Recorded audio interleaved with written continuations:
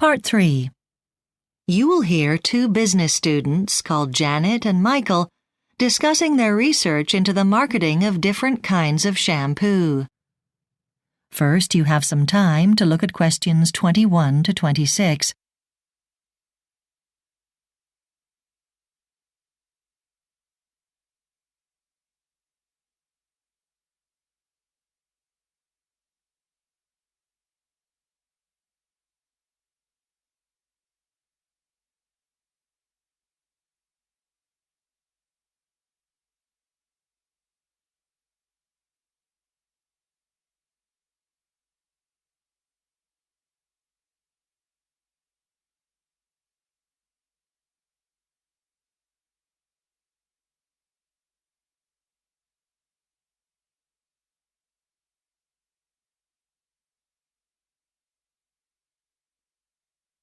Now listen carefully and answer questions 21 to 26. Hi, Janet. How are you getting on with the shampoo marketing project? Hi, Michael. It's interesting. I've read how shampoo marketing has developed over the last 100 years. Oh, I didn't think we needed to do that. True, but I'm interested anyway. Basically, what was once sold as an economical way of getting your hair clean has evolved into a beauty product. Right. And shampoo's interesting because it's a key influence in how we see ourselves. You've heard of bad hair days. When your hair looks bad, maybe you didn't wash it and you feel bad about it. Heard of them, yes. Had one? No. Don't think they're real. Bad hair days? Come on. Well, whatever you want to call them, that's not what research from Yale is suggesting. They're not just imagined, and both sexes are equally affected by them. And when they happen, people tend to perform and feel worse than usual. Right.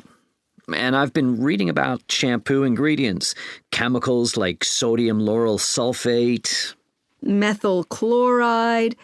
Many of the manufacturers tend to use these or others like them, though they keep it quiet. Right. When it comes to the product packaging, they're strangely silent about it.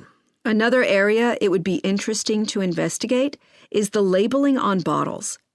Apparently, printing directly onto the bottles costs about 50% less than sticking a printed label on, because it's a much quicker process. But manufacturers are lukewarm about this because it doesn't enhance the visual impact of the bottle. It comes across as a bit cheap. We need to think about environmental issues.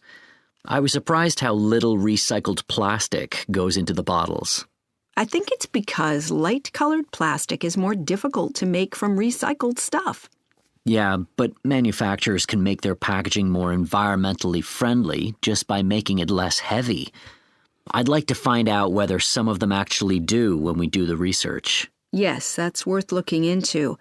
Thinking about you as a customer, what's important when choosing shampoo? I'm always wary of special offers. When something's flagged as being half price, it rarely is, really.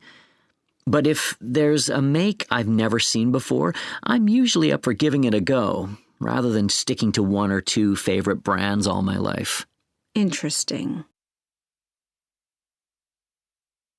Before you hear the rest of the discussion, you have some time to look at questions 27 to 30.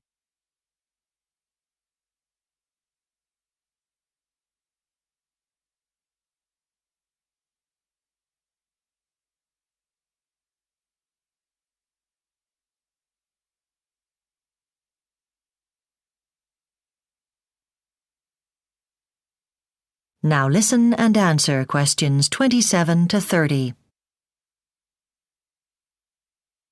Shall we discuss some of these shampoo advertisements then?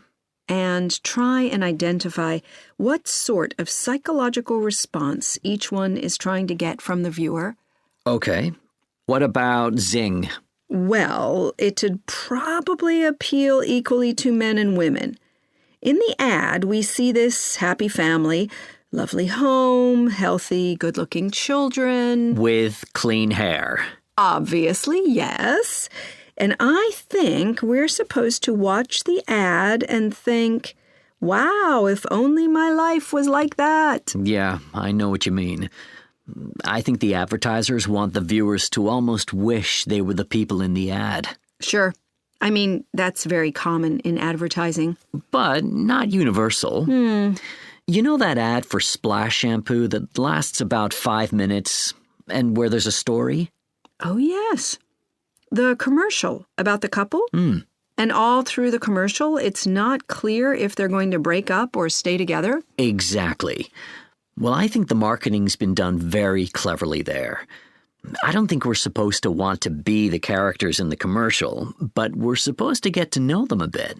Yes, well, I thought the story was effective. You're glad to learn when it's over that they're obviously going to stay together. But I think the role of the shampoo in the story was a bit thin, to say the least. Maybe. I suppose some manufacturers don't want to bore people with all the science. Sure.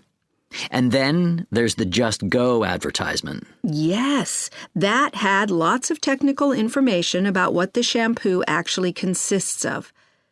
I suppose they want customers to feel confident that when they buy Just Go, they are at least making an informed decision. Yes, they're buying something that will do the job they want it to.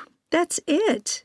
I've read one of the most effective shampoo ads in recent times was the one for Brozine. Yes, but there's no commentary, just images of the shampoo and lots of clean hair.